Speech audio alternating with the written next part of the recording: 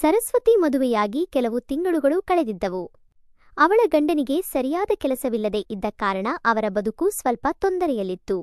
ಆದರೂ ಸರಸ್ವತಿ ಏನಾದರೂ ಮಾಡಿ ಮನೆಯನ್ನು ಸರಿಪಡಿಸಿಕೊಂಡು ಬರುತ್ತಿದ್ದಳು. ಈ ನಡುವೆ ಆ ತೊಂದರೆಗಳ ಮಧ್ಯೆಯೂ ಅವಳ ಗಂಡ ಮದ್ಯ ಸೇವನೆಯನ್ನು ಶುರು ಮಾಡಿದ್ದ.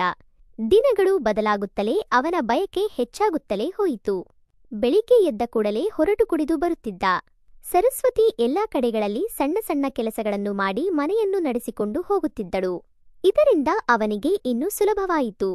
ಇಡೀ ದಿನವನ್ನು ಮಧ್ಯದಲ್ಲೇ ಕಳೆಯುತ್ತಿದ್ದ. ಒಂದು ದಿನ ಏನೋ ಅನಿರೀಕ್ಷಿತವಾಗಿ ಅವನು ಮನೆಯನ್ನು ಬಿಟ್ಟು ಹೋದ. ವಿಷ್ಣು ಕಾರಣಕ್ಕೆ ಮನೆಗೆ ಬಂದಾಗ ಸರಸ್ವತಿ ಮಾನಸಿಕವಾಗಿ ಬಹಳ ದುಃಖಪಡುತ್ತಾಳೆ. ಮನೆಯಲ್ಲೇ ಕುಳಿತುಕೊಂಡಿರುತ್ತಾಳೆ. ಸರಸ್ವತಿ ಹೆಸರಿಗೆ ಸರಿಹೊಂದುವಂತೆ ಬಹಳ ಮೃದುವಾಗಿ ಮತ್ತು ಎಲ್ಲರನ್ನೂ ಆಕರ್ಷಿಸುವಳು. ಮನೆಯಲ್ಲಿ ಅಳುತ್ತ ಕುಳಿತಿರುವ ತಂಗಿಯನ್ನು ನೋಡಿ ವಿಷ್ಣು, ನೀನು ಏಕೆ ಸಣ್ಣ ಮಕ್ಕಳ ಹಾಗೆ ಕಣ್ಣೀರು ಸುರಿಸುತ್ತಿದ್ದೀಯಾ? ನೀನು ಎಷ್ಟು ದುಃಖಿಸಿದರೂ ಬಿಟ್ಟು ಹೋದ ವ್ಯಕ್ತಿ ಮತ್ತೆ ಮರಳುವುದಿಲ್ಲ ಅಂತ ತಂಗಿಯನ್ನು ಸಮಾಧಾನಪಡಿಸಲು ಹೋಗುತ್ತಾನೆ. ನಾನು ಏನು ತಪ್ಪು ಮಾಡಿದ್ದೆ ವಿಷ್ಣು? ಭಗವಂತ ನನಗೆ ಮೊದಲಿಂದಲೂ ಕಷ್ಟಗಳನ್ನೇ ಕೊಟ್ಟಿದ್ದಾನೆ. ಗಂಡನನ್ನು ಕಳೆದುಕೊಂಡರೂ ಹೇಗೋ ಬದುಕನ್ನು ತೊಂದರೆಪಟ್ಟು ನಡೆಸುತ್ತಿದ್ದೆ. ಈಗ ನನ್ನನ್ನು ಅವನಿಂದ ದೂರ ಮಾಡಿದ್ದಾನೆ. ಭಗವಂತ ನನಗೆ ಇಂತಹ ದುಃಖವನ್ನು ನೀಡಬಾರದಿತ್ತು. ನನ್ನ ಬೇಸರವನ್ನು ಯಾರೊಂದಿಗೆ ಹಂಚಿಕೊಳ್ಳಲಿ? ನಾನು ಯಾರ ಜೊತೆಗೆ ಬದುಕಬೇಕು ಅಂತ ಕಣ್ಣೀರು ಹರಿಸುತ್ತಿರುತ್ತಾಳೆ. ಆಗ ವಿಷ್ಣು, ನೀನು ಚಿಂತೆ ಮಾಡಬೇಡ. ನೀನು ಏಕೆ ಒಬ್ಬಳು? ನಿನ್ನೊಂದಿಗೆ ನಾನಿರುತ್ತೇನೆ. ಇಂತಹ ಸಣ್ಣ ವಿಚಾರಗಳಿಗೂ ಬೇಸರ ಪಡಬೇಡ. ನೀನು ಸ್ವಲ್ಪ ಶಾಂತವಾಗಿರು. ನನಗೆ ಸಣ್ಣ ಕೆಲಸವಿದೆ, ನಾನು ಹೋಗಿ ಬರುತ್ತೇನೆ ಅಂತ ಅಲ್ಲಿಂದ ಹೊರಡುತ್ತಾನೆ. ವಿಷ್ಣು ಹೇಳಿದ ಮಾತಿಗೆ ಸ್ವಲ್ಪ ಧೈರ್ಯಗೊಂಡಳು ಸರಸ್ವತಿ. ತಾನು ಮನೆಯ ಕೆಲಸಗಳಲ್ಲಿ ತೊಡಗಿ ತನ್ನ ದುಃಖವನ್ನು ಸ್ವಲ್ಪ ಮರೆಯಲು ಯತ್ನಿಸುತ್ತಾಳೆ. ಹೀಗೆ ಒಂದು ದಿನ ಪಟ್ಟಣದ ನದಿಯ ತೀರದಲ್ಲಿ ಬಟ್ಟೆಗಳನ್ನು ತೊಳೆಯುತ್ತಾ ಕುಳಿತಿರುತ್ತಾಳೆ. ಆಗ ವಿಷ್ಣು ಕೈಯಲ್ಲಿ ಒಂದು ಪ್ಲಾಸ್ಟಿಕ್ ಬ್ಯಾಗ್ ಹಿಡಿದುಕೊಂಡು ಆ ದಾರಿಯಲ್ಲೇ ಬರುತ್ತಾನೆ. ಸರಸ್ವತಿ ನದಿಯ ಬಳಿ ಕುಳಿತು ಬಟ್ಟೆಗಳನ್ನು ತೊಳೆಯುವುದರಲ್ಲಿ ಮಗ್ನಳಾಗಿರುತ್ತಾಳೆ. ಹಾಗೆ ಕುಳಿತಿರುವಾಗ ಅವಳ ಸೌಂದರ್ಯ ವಿಷ್ಣುಗೆ ಕಾಣಿಸುತ್ತದೆ. ಅವನಿಗೆ ಜಾಗೃತಿ ಬರುತ್ತದೆ. ಅಯ್ಯೋ, ನಾನು ಏಕೆ ಇಂತಹ ನೋಟ ಬೀರುತ್ತಿದ್ದೇನೆ? ಅವಳನ್ನು ಈ ರೀತಿ ಗಮನಿಸುವುದು ತಪ್ಪು ಅಂತ ಆಲೋಚಿಸಿ ಅವಳ ಬಳಿ ಹೋಗುತ್ತಾನೆ. ಅಲ್ಲಿಗೆ ಬಂದ ತಂಗಿಯ ಸ್ನೇಹಿತನನ್ನು ನೋಡಿ ಸರಸ್ವತಿ, ವಿಷ್ಣು ಈಗ ಬಂದೆಯಾ ಅಂತ ಕೇಳುತ್ತಾಳೆ. ಏನೂ ಇಲ್ಲ, ಸುಮ್ಮನೆ ನಿನ್ನೊಂದಿಗೆ ಮಾತನಾಡಿ ಹೋಗೋಣ ಅಂತ ಬಂದೆ ಅಂತ ವಿಷ್ಣು ಹೇಳುತ್ತಾನೆ. ಹೌದಾ? ಕೈಯಲ್ಲಿ ಏನದು? ಏನೋ ಬ್ಯಾಗ್ ಇದೆ ಅಂತ ಕೇಳುತ್ತಾಳೆ. ತಂಗಿ, ನನ್ನ ಸ್ನೇಹಿತ ಇತ್ತೀಚೆಗೆ ಮದುವೆಯಾಗಿದ್ದ.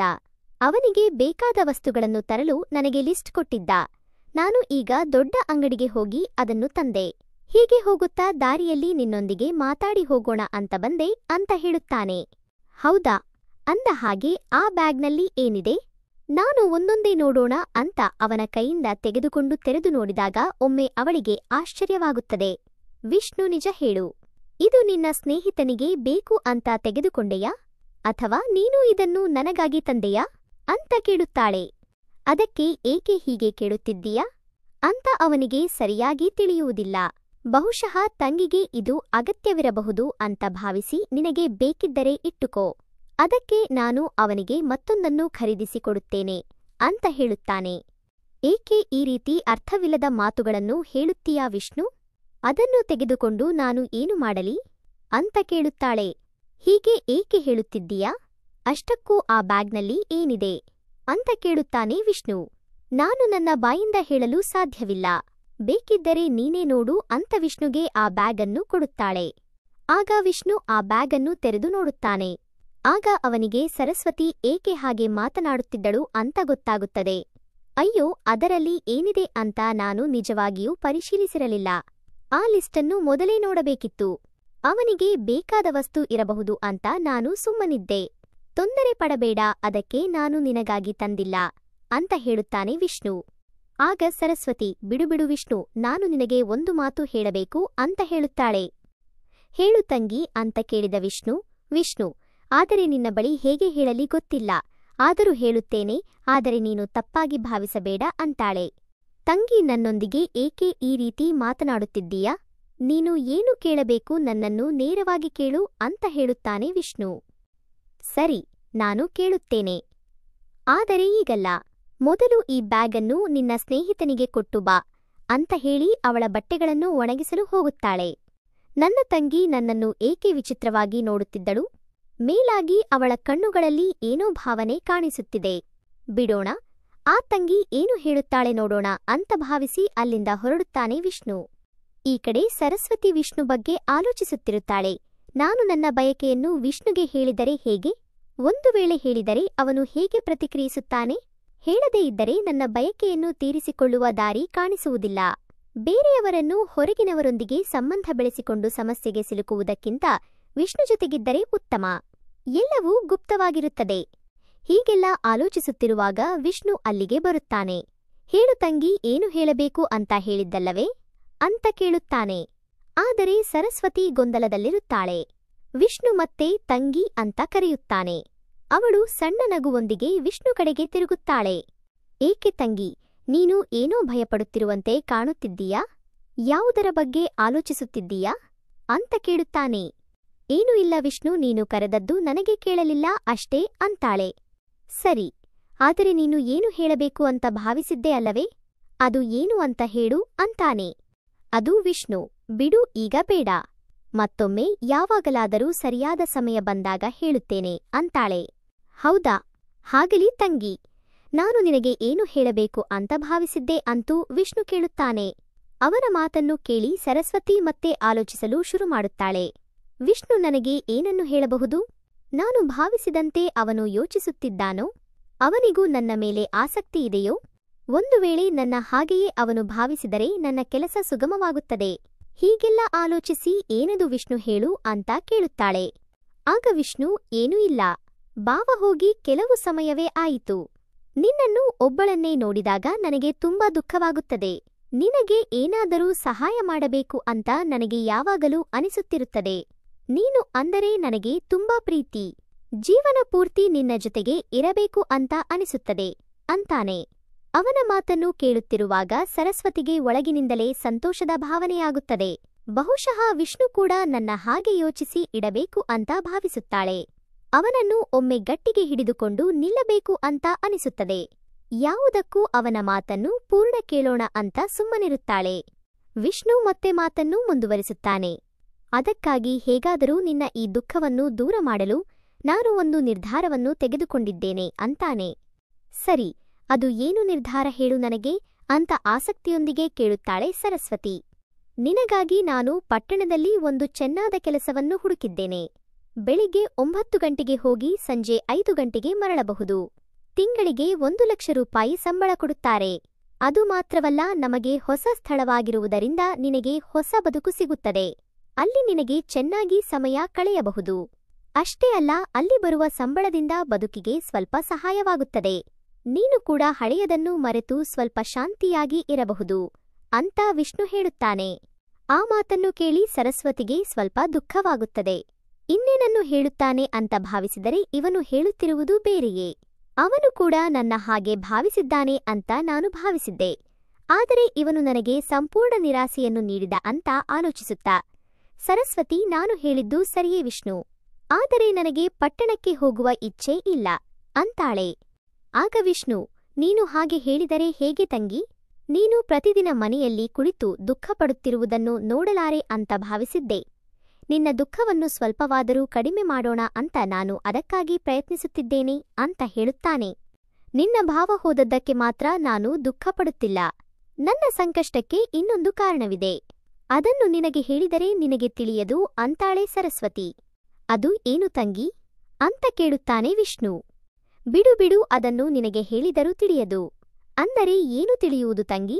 ನೀನು ಹೇಳಿದರೆ ಮಾತ್ರ ತಿಳಿಯುತ್ತದೋ ಇಲ್ಲವೋ ಅಂತ ಗೊತ್ತಾಗುತ್ತದೆ. ನೀನು ಹೇಳು, ನಾನು ತಿಳಿದುಕೊಳ್ಳಲು ಪ್ರಯತ್ನಿಸುತ್ತೇನೆ.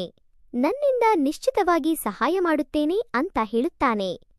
ನಿನ್ನ ಭಾವ ಹೋದ ನಂತರ ನನಗೆ ತುಂಬಾ ತೊಂದರೆಯಾಗುತ್ತಿದೆ ಅಂತ ಸರಸ್ವತಿ ಸೂಚನೆಯಾಗಿ ಹೇಳುತ್ತಾಳೆ. ಆಗುತ್ತದೆ ಅಲ್ಲ ತಂಗಿ, ಸ್ವಲ್ಪ ತಿಳಿಯುವಂತೆ ವಿವರಿಸಿ ಹೇಳು ಅಂತ ಕೇಳುತ್ತಾನೆ ವಿಷ್ಣು.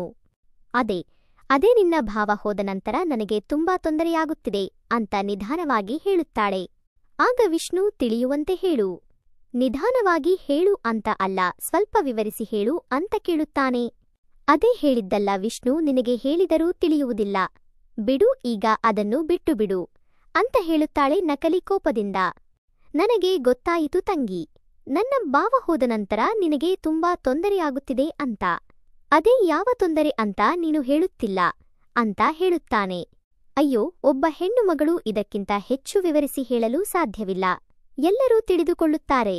ನಿನಗೆ ಏನೂ ತಿಳಿಯುತ್ತಿಲ್ಲ ಅಂತಾಳೆ.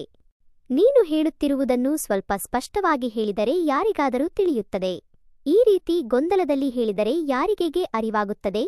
ಈಗ ನಿನ್ನ ಮನಸ್ಸಿನಲ್ಲಿ ಏನಿದೆ ಅಂತ ನನಗೆ ತಿಳಿಯಬೇಕು. ಸರಿ, ನಿನಗೆ ಹೇಗಾದರೂ ತಿಳಿಯುವುದಿಲ್ಲ.